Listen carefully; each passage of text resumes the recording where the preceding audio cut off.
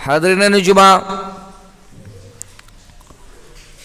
خطبہ مسنونہ کے بعد میں نے قرآن کریم کی ایک آیت تلاوت کی ہے. اس کے بعد اللہ کے نبی جناب محمد عربی صلی اللہ علیہ وسلم کی ایک حدیث بیان کی ہے.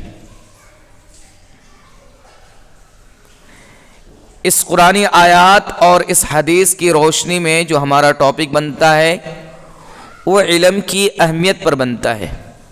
لیکن میں آج آپ کے سامنے ان آیات کی اور حدیث کے بعد ایک دوسرے ٹاپک پر بھی بات کروں گا انشاءاللہ. پہلا ٹاپک ہمارا یہی رہے گا کہ علم کی اہمیت کیا ہے، اور اسی کو مدعا بناتے ہوئے ہم دوسری بات پر جائیں گے اور یہ ہمارے لیے فائدہ مند ثابت ہوگی انشاءاللہ. ہم اور آپ جس دین کو ماننے والے ہیں اس دین کو دین اسلام کے نام سے جانتے ہیں، لوگوں کے ہاں عام ہے. اور اس دین کی جو بنیاد پڑی وہ بنیاد ہی ایجوکیشن کے نام سے پڑی، تعلیم کے نام سے پڑی.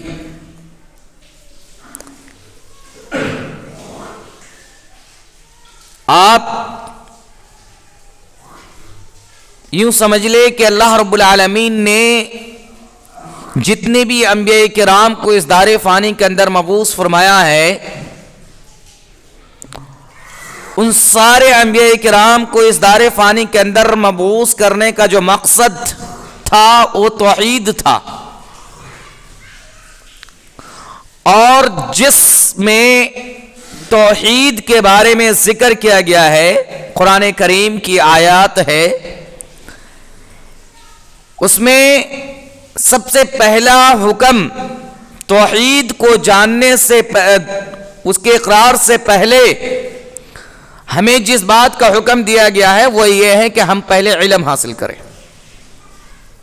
اللہ رب العالمین نے فرمایا فَعْلَمْ أَنَّ اللَّهَ لَا إِلَهَ إِلَّا اللَّهُ. فَعْلَمْ جان لو، یعنی پہلے سیکھ لو، اس کے بعد توحید کا اقرار کرو.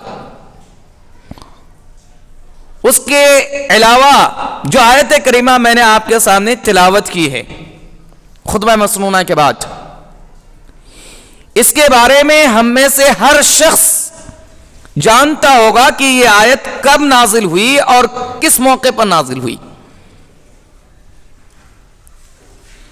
ہمارے آخری نبی جناب محمد عربی صلی اللہ علیہ وسلم کی پہلی وحی جو آپ کے پاس آئی، جو حضرت جبرائیل علیہ السلام اللہ کے نبی جناب محمد عربی صلی اللہ علیہ وسلم کو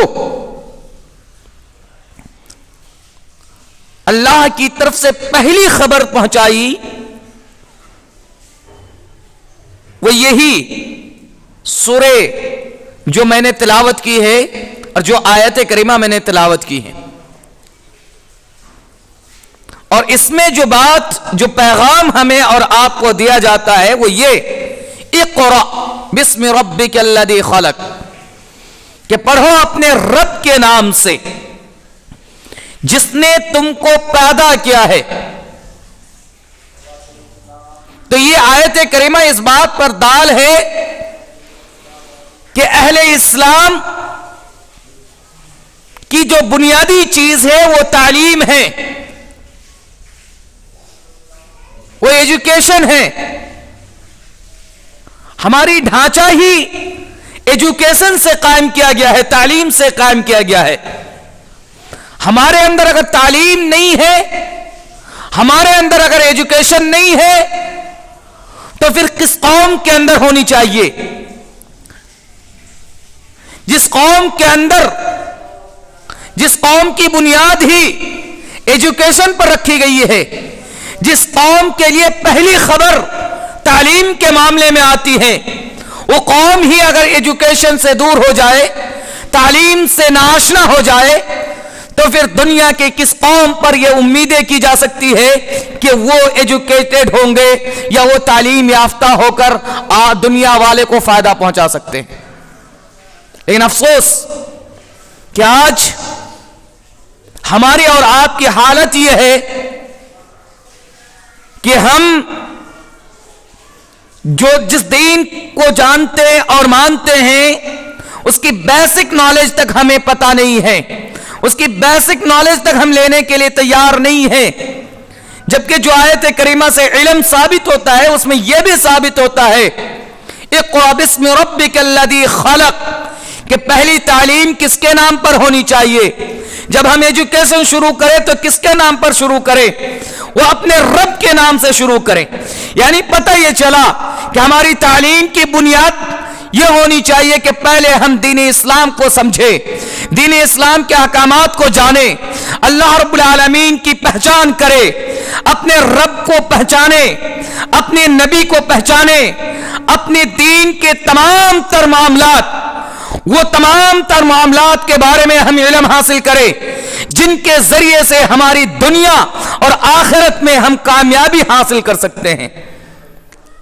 لیکن آج افسوس کی بات یہ ہے کہ ہم اور آپ کہنے کو مسلمان ہیں، کہنے کو اہل ایمان ہیں، کہنے کو نبی کے متبع ہیں، کہنے کو اللہ رب العالمین کا ایک مومن بندہ ہے، لیکن جو اللہ رب العالمین نے پہلی حکم دیا ہے اس سے ہم کو دور ہیں۔ آج ہم دنیا کے نقش قدم پر چلتے ہوئے، میں نے اس سے پہلے بھی کہا تھا کہ ایک بندہ سوچتا ہے کہ میرا بیٹا میری بیٹی انجینئر بن جائیں، ڈاکٹرز بن جائیں، دنیا کی ساری ڈگری حاصل کر لیں، لیکن مدرسے یا دین کی تعلیم میں قطعاً نہ جڑے۔ اور ہم نے ایجوکیشن کو، تعلیم کو، صرف اسی تعلیم کو سمجھائے کہ یہی، اگر ہم نے انگریزی جان لی، اگر ہم نے سائنس جان لیا، اگر ہم نے ٹیکنالوجی سیکھ لی، یہی تعلیم ہے، یہی ایجوکیشن ہے، تو میرے بھائی اور دوستو یہ خام خیالی ہے۔ وہ ایجوکیشن کوئی کام کا ایجوکیشن نہیں جس سے آپ کو جینے کا طریقہ نہ سکھایا ہو، وہ ایجوکیشن کوئی کام کی ایجوکیشن نہیں جس نے آپ کو سونے، جاگنے، اٹھنے، کھانے پینے کا طریقہ نہ بتایا ہو۔ اور آپ چاہے کتنی ہی سائنس پڑھ لیں، چاہے آپ کتنی ہی انجینئر کی تعلیم حاصل کر لیں، آپ کو ان بیسک نالج نہیں مل سکتا۔ جو نالج ہمارے اسلام کی تعلیم میں ہے، جو نالج، جس نالج کے بارے میں اللہ رب العالمین نے کہا، اس نالج کے اندر جو بیسک تعلیم دی گئی ہے، انسان کو کیسے انسان کے ساتھ پیش آنا ہے، سونا ہے تو کیسے سونا ہے، اگر ہم اپنی قضائے حاجات بھی پوری کریں تو کس طریقے سے پوری کریں، یہ نالج ہمیں اسلام کی تعلیم سے ملتا ہے۔ ہمیں دنیا کے اندر اگر سکسیس کر سکتی ہے تو اسلام کی تعلیم کر سکتی ہے۔ اصل بات یہ ہے کہ ہم نے اور آپ نے تعلیم کو دو حصوں میں بانٹ دیا ہے۔ حالانکہ شریعت میں دو حصہ نہیں ہے۔ ابھی ہم نے کہا نا کہ انجینئر، ڈاکٹرز، یہ ساری چیزیں، اس کو الگ تعلیم قرار دیا ہم نے، ان کو دنیاوی تعلیم قرار دیا ہے، اور پھر ایک اخروی تعلیم قرار دیا جو قرآن اور حدیث کی تعلیم ہے۔ جبکہ بات اگر دیکھا جائے تعلیم کے اندر کوئی فرق نہیں ہے۔ یہ نہیں کہ یہ اسلام یہ کہتا ہے کہ اس تعلیم کو حاصل کرو اور اس تعلیم کو حاصل نہ کرو۔ اگر ہم حقیقی معنی میں قرآن کریم کی تعلیم لیں، جس انداز سے قرآن کریم کی تعلیم لینا چاہیے، جس انداز سے حدیث کی تعلیم لینا چاہیے، اگر ہم اس انداز سے حدیث کی تعلیم لیں تو آپ یقین جانیے کہ جو سائنس، جو ٹیکنالوجی آپ اپنے بچوں کو اسکول کے ذریعے سے دیتے ہیں، وہ ٹیکنالوجی، وہ سائنس کی تعلیم آپ کے قرآن کریم میں موجود ہے۔ لیکن ہمارا اور آپ کا رویہ کیا ہے؟ ہم دن کے 24 گھنٹے میں 8 گھنٹے اپنے بچے کو، وہ دودھ پیتا بچہ जैसी दूध का उम्र खत्म होता है स्कूल में डाल देते हैं और उनको सिर्फ एक तालीम देते हैं, वो साइंस की तालीम है, और उसमें 8 घंटे लगाते हैं।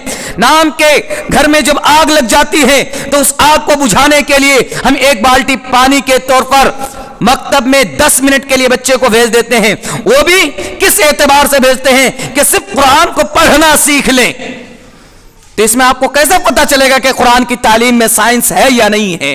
कुरान की तालीम में हमें मैथमेटिक्स सिखाता है या नहीं सिखाता है? कुरान की तालीम में हमें दुनियावी नॉलेज देता है या नहीं देता है? ये कैसे हमें पता चलेगा?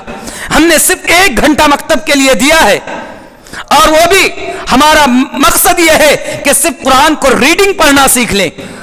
मेरे भाइयों, इंसाफ से कहिएगा, इंसाफ से जवाब दीजिएगा। आप अपने बच्चे को 8 साल तक स्कूल में रखिए और स्कूल के टीचर्स सिर्फ आपको इंग्लिश रीडिंग करा दे, साइंस की बुक की रीडिंग करा दे, तो क्या आप साइंसदां बन सकते हैं? क्या आप इंग्लिशदां बन सकते हैं? अगर कोई ऐसी जात या कोई ऐसी शख्सी है और कह दे कि हाँ, अगर बच्चे को सिर्फ रीडिंग करा दिया जाए और वो साइंसदां बन जाएगा, तो मैं चैलेंज करता हूं कि ऐसा कोई बच्चा मुझे दिखा दे या मुझे पढ़ा के दिखा दें। तो जब आपके 8 साल बच्चे साइंस की रीडिंग करके साइंसदां नहीं बन सकता, तो कुरान की रीडिंग करके आप कैसे कह सकते हैं कि कुरान के माहिर बन गए? कुरान की तिलावत करके कुरान के माहिर बन गए। बेजा कि हमने कुरान को बदनाम कर रखा है कि कुरान सिर्फ उखरवी मामला है। कुरान में सिर्फ अल्लाह के बारे में बतलाया गया है, दीन में हमें चलने का मतलब नहीं बताया गया है। कुरान में साइंस नहीं है, हमने पढ़ाई नहीं। जिस अंदाज से आपने कुरान को टाइम दिया है, उस अंदाज से अगर साइंस को भी टाइम देंगे तो आप साइंस नहीं बन सकते। तो उसको भी आप कहिए कि ये साइंस सिर्फ वैसे पढ़ने के लिए है, बल्कि जिंदगी के लिए फायदेमंद नहीं है। अफसोस की बात है, आज हम अपने आप को मुसलमान कहते हैं और कुरान की तालीम देने से कतराते हैं। कुरान की तालीम से हम दूर रखते हैं अपने बच्चों को। अगर 1 घंटा किसी तरीके से हमने बच्चों के लिए टाइम निकाल भी लिया, तो हम ताकीद पे ताकीद करते हैं सिर्फ कुरान खत्म कर दे। मौलवी साहब, कुरान खत्म कर दे। ये कुरान खत्म करना क्या होता है?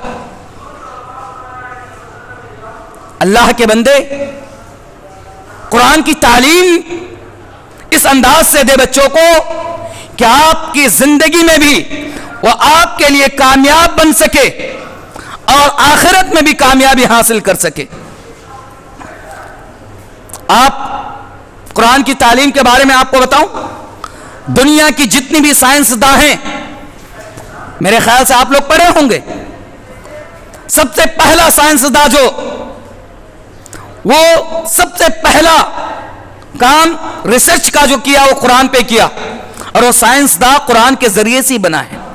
अब अक्सर साइंस के रूल्स को आप निकालेंगे तो वो कुरान से मिलता जुलता होगा। कुरान जो बात कहती है वो साइंसदां ने साबित किया है। आप अपनी लाइफ में छोटी सी मिसाल मैं आपको देता हूं। साइंसदां ने सबसे पहली चीज जो निकाली थी, जो मेरे इल्म के मुताबिक है, वो ये कि पेड़ पौधे बोलते हैं। पेड़ पौधे बोलते हैं, उनकी भी हयात होती है। ये बात सबसे पहले साइंसदान ने निकाली थी। और ये बात कितने साल हुए निकाले हुए? हम सबको पता है साइंसदान कब से है, लेकिन कुरान करीम आज से 1450 साल पहले इस बात को साबित कर चुका था कि सारी जानदार यानी पेड़ पौधे ये जानदार होते हैं और ये अल्लाह की तस्बीह बयान करती है। तो गोया कि वो बोलती है, ये कुरान पहले से बयान कर चुकी है। आज हम टेक्नोलॉजी में माहिर हैं, तैयारे उड़ाते हैं, ये कुरान करीम पहले ही साबित कर चुका है। कुरान करीम पहले ही साबित कर चुका है, लेकिन हमने कुरान को ऐसे पढ़ा ही नहीं। हमने भेजा कि कुरान को बदनाम कर रखा है कि यह सिर्फ अल्लाह को याद करने का एक जरिया है, بس اس کی ایسی بس تلاوت کر لیں گے کافی ہے. اللہ کی قسم انصاف سے کام لیجئے. اگر آپ واقعی اپنے بچے کو اپنے آپ کو کامیاب کرنا چاہتے ہیں تو دینی تعلیم اس انداز سے دیجئے کہ وہ دین کو سمجھ سکے, قرآن کی ہر لفظ کو سمجھ سکے اور احادیث کے ہر لفظ کو سمجھ کر خود بھی اس پر عمل پیرا ہو سکے, دنیا والوں کو بھی عمل کرا سکے. میتھمیٹکس کی بات کرتے ہیں آپ, یہ اسکول میں ہمیں میتھمیٹکس سکھاتا ہے. ہمارا دین جس بیس پر قائم ہے نا, دین کی نالج اگر آپ کمپلیٹ حاصل کرنا چاہتے ہیں تو آدھی نالج میتھمیٹکس پر ڈیپینڈ کرتا ہے, آدھی نالج میتھمیٹکس پر ڈیپینڈ کرتا ہے. جو دین کا آدھا حصہ قرار دیا ہے وہ وراثت کا معاملہ ہے, اور وراثت کا معاملہ آپ دیکھ لیں کہ بنا میتھمیٹکس کا آپ کلیئر کر سکتے ہیں؟ نہیں کر سکتے. اور وراثت کا علم آدھا علم قرار دیا گیا ہے, تو ہماری آدھی علم تو میتھمیٹکس پر ڈیپینڈ کرتا ہے. اور وہ تعلیم کون دیتا ہے؟ قرآن دیتا ہے. وہ تعلیم قرآن دیتا ہے. لیکن ہم نے قرآن کو پڑھا ہی نہیں ویسے, ہم نے اپنے بچوں کو پڑھایا نہیں ویسے. تو میرا اس ٹاپک کا مطلب یہ ہے کہ اپنے بچوں کو دین سے جوڑیں, اپنے بچے کو تعلیم دیں. آپ کو اسکول میں انگریزی سکھانے منع نہیں کر رہا ہوں, لیکن جو بیسک نالج ہیں اس کو دینے کی کوشش کریں. بیسک نالج میں صرف قرآن کی تلاوت نہیں آتی ہے, الف سے یا تک یاد کر لینا نہیں آتا ہے. بیسک نالج میں وہ ہر نالج آتی ہے جس سے آپ اٹھنا بیٹھنا سیکھ سکے, جس سے آپ لوگوں کے سامنے بات کرنا سیکھ سکے, جس سے آپ اللہ رب العالمین کے احکامات کو پہچان سکے, اللہ رب العالمین کو پہچان سکے, اللہ رب العالمین نے ہمیں اس دنیا کے اندر کیوں بھیجا ہے, ہماری تخلیق کیوں کیا ہے, اس چیز کو جان سکے اور اس کے مطابق عمل کر سکے. یہ بیسک نالج میں آتا ہے. اور یہ بیسک نالج اسی وقت ہمیں مل سکتا ہے جب ہم قرآن کو ترجمے کے ساتھ, حدیث کو ترجمے کے ساتھ پڑھنے کے قابل بنیں گے. اور اس کے لیے ظاہر سی بات ہے قرآن ہماری مادری زبان میں نہیں ہے. جس طریقے سے انگلش کو سمجھنے کے لیے اس کی گرامرز کو سمجھنا پڑتا ہے, رولز کو سمجھنا پڑتا ہے. بچے 1 کلاس سے لے کر 4 کلاس تک تقریباً صرف گرامر ورڈ میننگ یاد کرتا ہے, اور وہ رولز یاد کرتا ہے کہ پروناؤن کیا ہوتا ہے, ناؤن کیا ہوتا ہے, پارٹس آف اسپیچ کیا ہوتا ہے. یہ ساری چیزیں رولز سے بھی یاد کرتے ہیں. اس کے بعد جا کے ٹرانسلیٹ کرنا آتا ہے, اس کے بعد جا کے انگلش کی ریڈنگ کرنے کے بعد اس کو سمجھ میں آتا ہے. تو ہمیں اتنا ٹائم دینا ہوگا بچوں کو کہ ہمارے بچے بھی عربک زبان کے رولز کو سمجھ سکے, گرامر کو سمجھ سکے, اور اس گرامر کو جب سمجھ لیں گے, ان کو وہ ورڈ میننگ آئے گا, تب جا کے ہم قرآن کریم کو اس انداز سے بچے کو پڑھا سکتے ہیں جو انداز سے ہمیں پڑھنا اور سیکھنا چاہیے, جس سے ہمیں سائنس بھی آئے گا, ٹیکنالوجی بھی آئے گی, میتھمیٹکس بھی آئے گا. یہ ساری چیزیں اس وقت آئے گی جب ہم قرآن کو اس کے مطابق پڑھیں گے. اس کے لیے ہمیں اور آپ کو ٹائم دینا پڑتا ہے. اپنے بچوں کی کم سے کم 10 سال کی عمر تک آپ بچے کو مدرسے میں ڈالیں. مدرسے کی کورس میں ایسا نہیں ہے کہ آپ کو دنیا سے بالکل محروم کر دیا ہے. آپ دنیا میں دیکھ سکتے ہیں کہ آج کے ڈیٹ میں تقریباً 90% ایسے عالم ہیں جو سائنس سے بھی گریجویشن کیے ہوئے ہیں, میتھمیٹکس سے بھی, ہر چیز سے آپ کو مل جائیں گے. وہ عالم پورے مدرسے کا کورس کمپلیٹ کرنے کے باوجود بھی وہ یونیورسٹیز میں جا کے تعلیم حاصل کر رہے ہیں اور کر چکے ہیں. آپ کو ایک سمپل سا فنڈا بتاتا ہوں میں.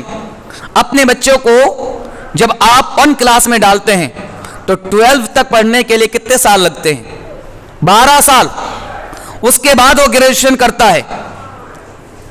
जब हम अपने बच्चे को मदरसे में डालते हैं, अगर हमने मदरसे के अकॉर्डिंग अदना क्लास में डाला तो फजीलत तक करने में उनको 9 साल लगते हैं।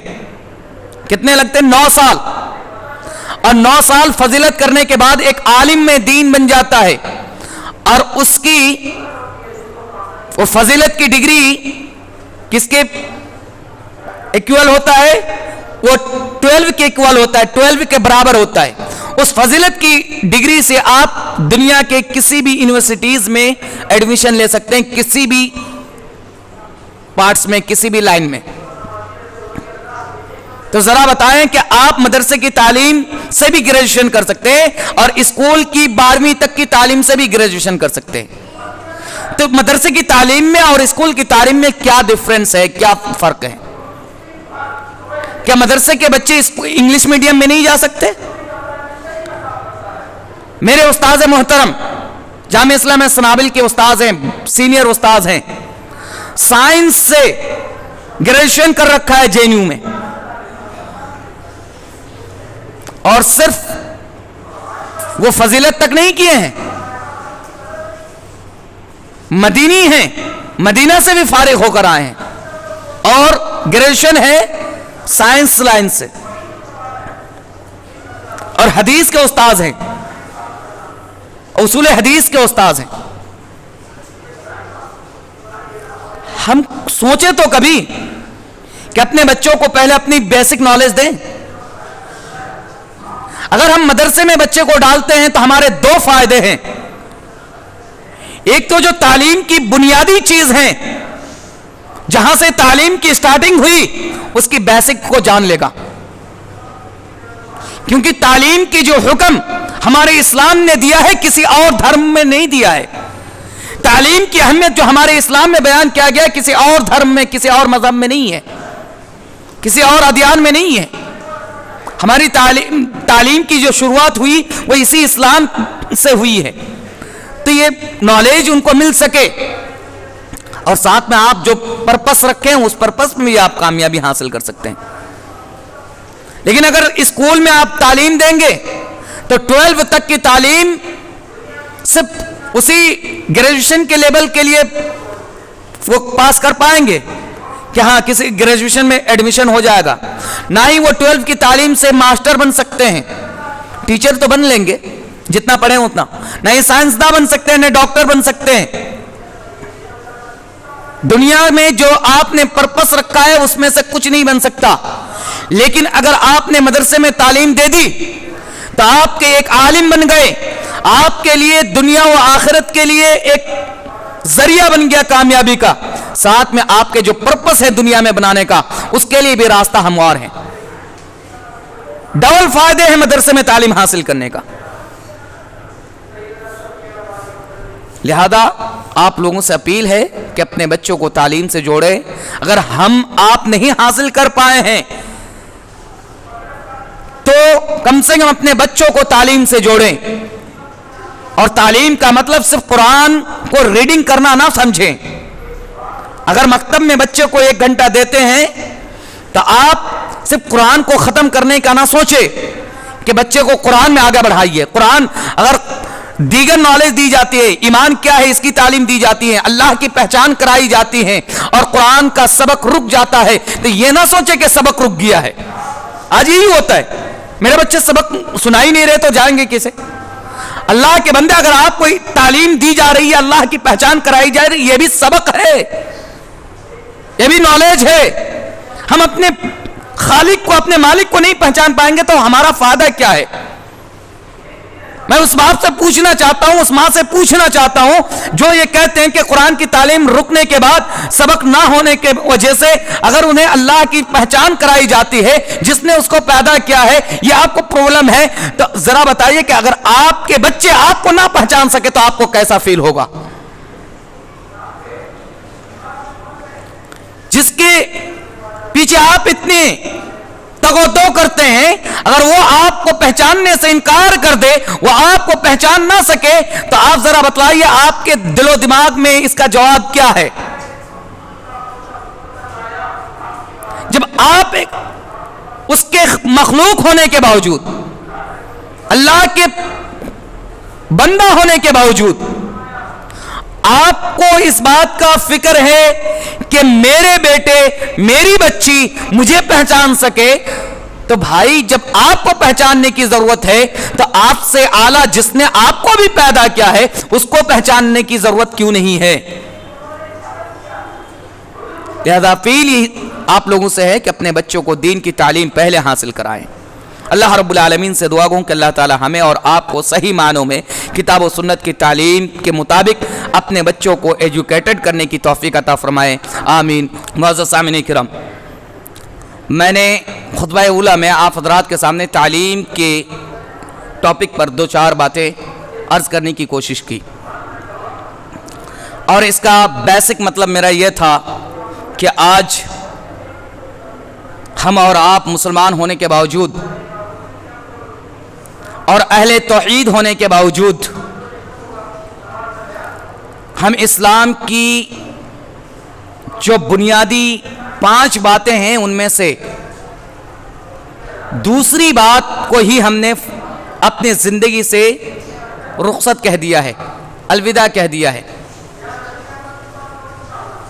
और इसी बेस पर मैंने तालीम की बात करी कि अगर हमें तालीम होता, हमें अगर इल्म होता, तो हम इस चीज़ के बारे में इसकी अहमियत को जानते, इसकी अहमियत को समझते। कुरान करीम की सूरह तोहा आयत नंबर 132 की एक आयत है जिसको मैं आपके सामने तिलावत करता हूँ। वअमुर अहलक बिस्सलाह वस्तबिर अलैहा ला नस्लुका रिज़्क़न नहनु नरज़ुकुक वल आक़िबतु लित्तक़वा। इस आयत करीमा के अंदर अल्लाह रब्बुल आलमीन ने जो हुक्म दिया है वो ये कि इंसान को अपने आप के साथ साथ अपने अहले खाना को भी नमाज की तलकीन करे, हुक्म दे। और हम नमाज जिस वजह से नमाज से दूर होते हैं ना, उसका हल भी अल्लाह रब्बुल आलमीन ने बतलाया इसी आयत करीमा में, इसीलिए मैंने इस आयत को पढ़ा। अगर आप अपने अहले खाना को नमाज की तलकीन करते, नमाज का हुक्म देते हैं, आपके अहले खाना नमाजी बन जाते हैं और आप भी नमाजी बन जाते हैं, तो आप जिस फिक्र की वजह से दुनिया की छान मारते फिरते हैं वो फिक्र आपके लिए आसान हो जाएगी। अल्लाह रब्बुल आलमीन ने फरमाया ला नस्अलुका रिज़्क़न, हम आपसे रिज़्क़ की तलब नहीं करते, हम आपसे रिज़्क़ नहीं मांगते, नहनु नरज़ुकुक, बल्कि हम आपको रिज़्क़ देते हैं। और ये कब होगा? जब हम नमाजी बनेंगे, हम अहले खाना को नमाजी बनाएंगे। लेकिन अफसोस की बात यह है कि हम खुद भी नमाज से कोसों दूर हैं और हमारे अहले खाना भी कोसों दूर हैं। और बाज़ हज़रात तो ऐसे हैं कि हम घर के गार्जियन हैं, चलो हम नमाज पढ़ लिए तो इट्स ओके, ये काफी है, इनफ है। नहीं, अगर आप घर के गार्जियन हैं, आप बड़े हैं, आप बड़े भाई हैं, आप बाप हैं, माँ हैं, आपकी जिम्मेदारी बनती है कि आप खुद भी नमाज पर डटे रहे, नमाज को कायम करें। और अपने से छोटे, अब अगर आप घर के जिम्मेदार हैं तो जितने आपके मातहत हैं, चाहे छोटे भाई हो, चाहे बड़े भाई हो, चाहे सिस्टर हो, चाहे माँ हो, चाहे बाप हो, हत्ता कि आपकी वाइफ क्यों ना हो, उसको भी आपकी जिम्मे है कि आप उनको नमाज की तलकीन करेंगे, नमाज का हुक्म देंगे। ये आयत करीमा इस बात की तरफ हमें इशारा करता है। और नमाज इस्लाम की बुनियादी चीज है, नमाज ईमान की अलामत है। अगर हमारे अंदर नमाज है तो हम मोमिन हैं, और अगर हमारे अंदर नमाज नहीं है तो हम मोमिन नहीं हैं।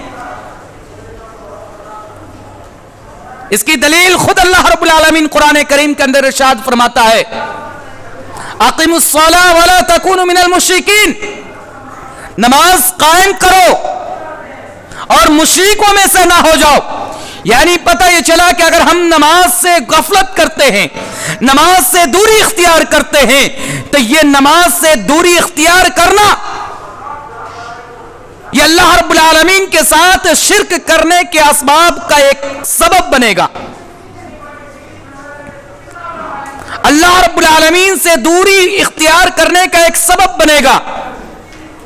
और अगर हम नमाज कायम करते हैं तो इससे पता यह चला कि हम मुशरिकों में से नहीं हो सकते, हमारा ईमान मजबूत होगा।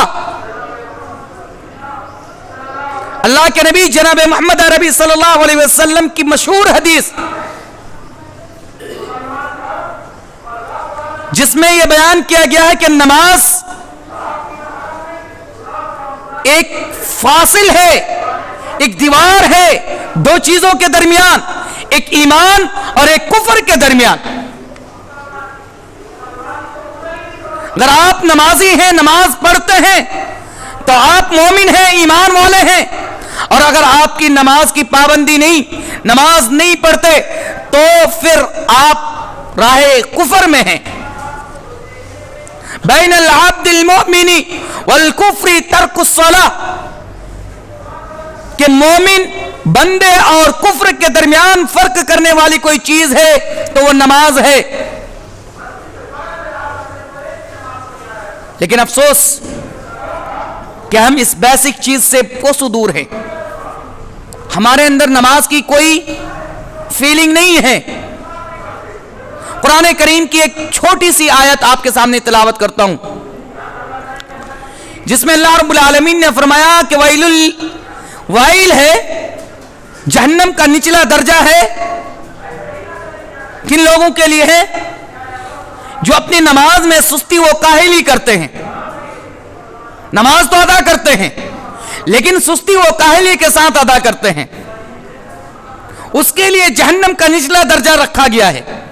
तो जरा अपने अक्ल से सोचे कि जो लोग बिल्कुल ही नमाज नहीं पढ़ते, सिर्फ हफ्ते में एक दिन, जुमे के दिन आ गए बस इट्स ओके, या साल में एक मर्तबा ईद की नमाज पढ़ ली इट्स ओके, तो आप जरा उसके बारे में सोचें कि उसको क्या अजाब होना चाहिए या क्या होगा कि सुस्ती व काहली की वजह से नमाज छोड़ने वाले, नमाज में सुस्ती इख्तियार करने वालों के लिए इतनी बड़ी सजा कि वो जहन्नम के निचले तबके में जाएंगे। जो सिरे से नमाज नहीं पढ़ते उसके हाल क्या होंगी। नमाज सिर्फ एक इबादत नहीं है, चूंकि वक्त की किल्लत है इसलिए मैं शॉर्ट में बता रहा हूं। नमाज सिर्फ एक इबादत नहीं है, नमाज आपकी जान की हिफाजत की भी सबब है, जरिया है। अल्लाह के नबी जनाब मोहम्मद अरबी सल्लल्लाहु अलैहि वसल्लम की हदीस आपने सुना होगा। आप सल्लल्लाहु अलैहि वसल्लम का यह अमल था कि आप फजर के टाइम, रातों में या किसी बस्ती में जब हमला करने का सोचते थे, जब सहाबा किराम को हमला करने का हुक्म दिया करते थे, तो सबसे पहले इस बात का इंतजार किया जाता था कि उस बस्ती से अजान की आवाज आती है या नहीं आती है। अगर उस बस्ती से अजान की आवाज आती है तो हमला रोक दिया जाता था। क्यों? क्योंकि इस बस्ती में मुसलमानों की आबादी है या ईमान वाले हैं, इसलिए इस बस्ती में हमला नहीं किया जाएगा। या नमाज होती है और जिस बस्ती से अजान की आवाज नहीं आती थी उस बस्ती में हमला किया जाता था। तो इस बात की दाल है कि नमाज इंसान की जिंदगी को बचाने का एक जरिया है, सिर्फ इबादत नहीं है, उसकी जान की हिफाजत है। उसके अलावा नबी करीम सल्लल्लाहु अलैहि वसल्लम की एक दूसरी हदीस, एक साहबी रसूल, अल्लाह के रसूल सल्लल्लाहु अलैहि वसल्लम के पास आते हैं। उसके बाद अल्लाह के रसूल सल्लल्लाहु अलैहि वसल्लम से कुछ बातें करते हैं। अल्लाह के रसूल सल्लल्लाहु अलैहि वसल्लम से बात इस मामले में करते हैं कि उसको लगता है कि अल्लाह के रसूल आदिल नहीं है, वो इंसाफ पसंद नहीं है। वो कहते हैं कि अल्लाह के रसूल इंसाफ करो, ये दिलो इंसाफ क्या करो। यानी वो उसका गुमान ये है कि अल्लाह के रसूल बेइंसाफ है। اللہ کے رسول نے فرمایا کہ اگر میں انصاف نہ کروں تو دنیا کے کون ایسی ذات ہے جو انصاف کرے گا؟ صحابہ کرام قریب میں تھے، ان کی حالت یہ ہو گئی کہ صحابہ کرام کہنے لگے کہ اس کو مار دیا جائے، ان کو قتل کر دیا جائے۔ اللہ کے رسول صلی اللہ علیہ وسلم نے فرمایا نہیں، یہ نماز پڑھتا ہے۔ تو اس کی جان کی بخشش کس بنیاد پر ہوئی؟ نماز کی وجہ سے۔ اور سلف اہل علم کی اگر بات فتویٰ اگر آپ پڑھیں گے تو جو نماز نہیں پڑھتا، اگر اسلامی قانون ہے، اسلامی حکومت ہے، تو اس کی سزا آپ جانتے ہیں کیا ہے؟ قتل ہے۔ اسلامی قانون میں اگر آپ بے نمازی ہیں، نماز ترک کرتے ہیں، نماز چھوڑتے ہیں، تو آپ کی سزا قتل ہے۔ علماء اس بات کو بیان کرتے ہیں، آپ کتاب پڑھیں۔ لیکن ہم اور آپ نماز سے کوسوں دور ہیں، کیوں؟ کیا وجہ ہے؟ وہ نماز جس کے بارے میں نبی کریم صلی اللہ علیہ وسلم اپنی آنکھوں کی ٹھنڈک بتا رہے ہیں، قرۃ عینی فی الصلاۃ، نماز میں میری آنکھوں کی ٹھنڈک ہے۔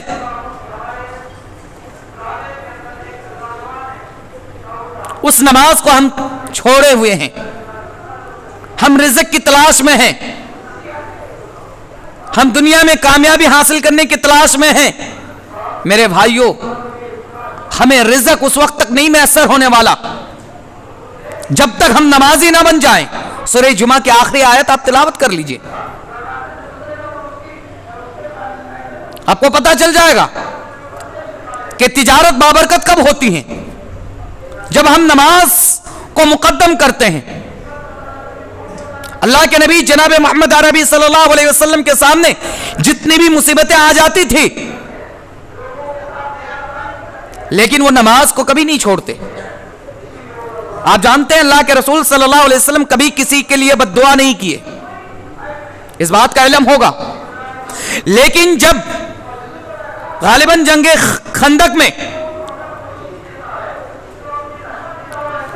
یا جنگ احد میں شاید اللہ کے نبی جناب محمد عربی صلی اللہ علیہ وسلم کی عصر کی نماز چھوٹ گئی تھی، جنگ کی وجہ سے عصر کی نماز چھوٹ گئی تھی۔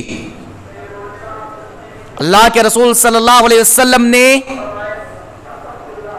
اللہ رب العالمین سے نماز ادا کرنے کے بعد اللہ رب العالمین سے دعا کرتے ہوئے فرمایا کہ اللہ، ان لوگوں کی وجہ سے میری درمیانی نماز قضا ہو گئی، صرف قضا ہوئی تھی، میری درمیانی نماز قضا ہو گئی، اللہ ان کے گھروں میں جہنم کی آگ ٹھوس دے۔ نماز کی اہمیت کو اندازہ لگائیے کہ نماز کتنی بڑی چیز ہے کہ اللہ کے رسول کے ساتھ ظلم بھی ہوتا ہے، اللہ کے رسول کو مارا بھی جاتا ہے، ساری حدیں پار کر دی جاتی ہے، کبھی اللہ کے رسول بد دعا نہیں کرتے، لیکن نماز چھوٹ جاتی ہے تو ایسی صورت میں اللہ کے رسول جناب محمد عربی صلی اللہ علیہ وسلم لوگوں کے لیے بد دعا کرتے ہیں۔ نماز کی اہمیت، آج ہم اپنے آپ کو کہتے ہیں کہ ہم اہل حدیث ہیں، ہم اہل سلف ہیں، ہم اہل ایمان ہیں۔ میرے بھائیوں، اگر ہمارے اندر نماز نہیں ہے تو ہم چاہے اپنے ماتھے پہ کتنے ہی لیبل چپکا لے، کوئی فائدہ نہیں ہونے والا۔ بعض لوگ کہتے ہیں مسجد نہیں آتے، گھر پہ نماز پڑھ لیتے ہیں۔ آپ کو پتا ہوگا ام مکتوم رضی اللہ تعالی عنہ صحابی رسول ہیں، اللہ کے رسول جناب محمد عربی صلی اللہ علیہ وسلم کے پاس آتے ہیں، اللہ کے رسول جناب محمد عربی صلی اللہ علیہ وسلم سے سوال کرتے ہیں، پوچھتے ہیں، رخصت مانگتے ہیں کہ اللہ کے رسول، میں نابینا ہوں، میرے گھر جس راستے سے گزرتا ہے وہ جنگل کا راستہ ہے، میرے پاس کوئی ایسا بندہ نہیں ہے کہ میرے ہاتھ تھام کر مجھے مسجد تک لا سکے، جنگل میں کیڑے مکوڑے زہریلے سانپ بچھو ہوتے ہیں، میں اپنے آپ کی बचाव नहीं कर सकता, मुझे इजाजत दे मैं घर पे नमाज अदा कर लूं। अल्लाह के रसूल जनाब मोहम्मद अरबी सल्लल्लाहु अलैहि वसल्लम इजाजत दे देते हैं, जाओ तुम घर पे नमाज पढ़ लेना। 2 कदम चलते हैं उम्मे मक्तूम रदियल्लाहु ताला अन्हु, अल्लाह के रसूल सल्लल्लाहु अलैहि वसल्लम की आवाज आती है पीछे से, उम्मे मक्तूम इधर आओ। अब जरा सोचिएगा अपने दिल पे हाथ रखकर, जो ये कहते हैं कि हम नमाज नहीं छोड़ते, नमाज पढ़ लेते हैं लेकिन मस्जिद में नहीं पढ़ते, सोचिएगा अपने दिल में हाथ रखकर इस सवाल का जवाब लीजिएगा कि हमारी नमाज, जबकि हमारे पास गाड़ी है, बंगले हैं, हमारे पास ताकत है, हम इतनी काबिल हैं कि हम 1 किलोमीटर 2 किलोमीटर पैदल भी चल सकते हैं, हमारे पास आंखें हैं, सारी चीजें मौजूद हैं, उसके बावजूद हम मस्जिद से दूर नमाज पढ़ते हैं, तो हमारी नमाज की क्या होगी इसका फैसला आप खुद करेंगे, मैं नहीं करने वाला। अल्लाह के रसूल जनाबे मोहम्मद अरबी सल्लल्लाहु अलैहि वसल्लम उम्मे मक्तूम रदियल्लाहु ताला अन्हा से सवाल करते हैं, ए उम्मे मक्तूम क्या आप अजान की आवाज सुनते हैं? वो कहते जी नाम। अल्लाह के रसूल कहते तो फिर अजान के जवाब दीजिए, अजान का जवाब दीजिए। अजान का जवाब का मतलब यह है कि आप मस्जिद में हाजिर होइए। जरा सोचिए, वो नाबीना शख्स है, उनका सहारा कोई नहीं है, रास्ते जंगलात के से घिरे हुए हैं, उस जंगलात से उनको मस्जिद में आने की इजाजत दे रहे हैं, उनसे कहा जा रहा है कि आपकी नमाज घर में नहीं होगी। हमारी और आपकी नमाज कैसे हो जाएगी घर में? हमारे पास तो सारे साधन मौजूद हैं, हमारे रास्ते साफ हैं, हमारे पांव में ताकत है, हमारे पास अल्लाह रब्बुल आलमीन ने माल और दौलत से नवाज रखा है, साइकिल है, मोटरसाइकिल है, हमारे खूनों में अभी ताकत रखी है अल्लाह रब्बुल आलमीन ने। हम अगर घर में नमाज पढ़ेंगे हमारी नमाज हो जाएगी क्या?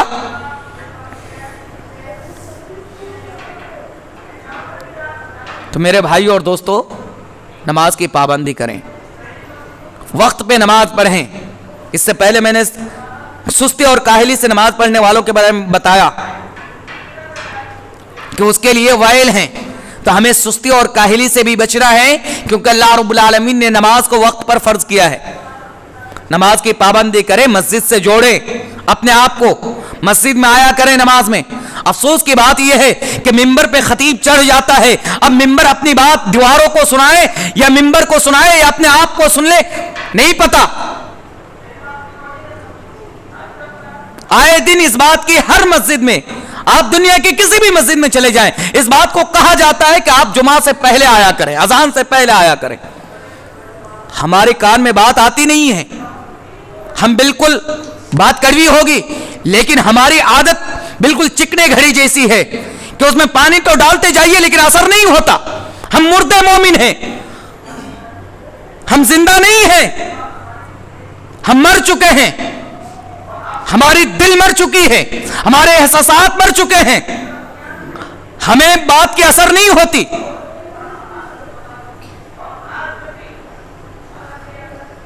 और अपने आप को कहते हैं ये मुसीबतें आ गई, वो मुसीबतें आ गई। अल्लाह रब्बुल आलमीन की इबादत भी करते तब भी मुसीबतें आती हैं।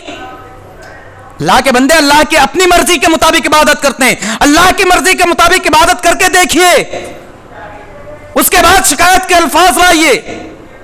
अपने गिरबान में कभी झांकते नहीं बंदे। इस टॉपिक पे क्या बात करूं, कितनी दलाइल दूं? आए दिन हर उलमा, हर खतीब, हर टॉपिक में एक लफ्ज न एक लफ्ज इस मामले में बोलते आते हैं। हमें सारी बातें पता है लेकिन हमारी दिल मर चुकी है, हमारे एहसासात मर चुके हैं। हम बाज़ाहिर दिखने को जिंदा हैं लेकिन हम मुर्दा कौम हो चुके हैं। और यही वजह है कि आज हम जलील और रुस्वा हैं, और जब तक हम ये मुर्दा कौम बनकर रहेंगे जलील और रुस्वा ही रहेंगे, कभी कामयाब नहीं हो सकते। इससे पहले मैंने आपके सामने बताया था कि इंसान उसी वक्त कामयाब हो सकता है जब वो 2 रास्ते में से एक इख्तियार कर ले, या तो अल्लाह वाला हो जाए या दुनिया में से कोई बड़ी कौम उनकी सपोर्ट कर दे। हम अल्लाह वाले नहीं होते और ना ही कोई बड़ी कौम हमारी सपोर्ट करेगी। तो मेरे भाइयों, अपने आप को संभालें, دین سے جڑے، نماز کی پابندی کرنے کی کوشش کریں۔ اس سے پہلے میں نے درس میں بتایا تھا، باتیں لمبی ہو جا رہی ہے، میں نے بتایا تھا کہ کل قیامت کے روز مرنے کے بعد سب سے پہلا حساب جو ہوگا وہ نماز کے بارے میں۔ اگر آپ نے نماز کا حساب میں پاس کر لیا تو سارے اعمال آپ کے درست ہیں، آپ کے سارے کام آئیں گے، لیکن اگر آپ نے نماز کے حساب میں فیل ہو گئے تو آپ کا کوئی کام نہیں آنے والا۔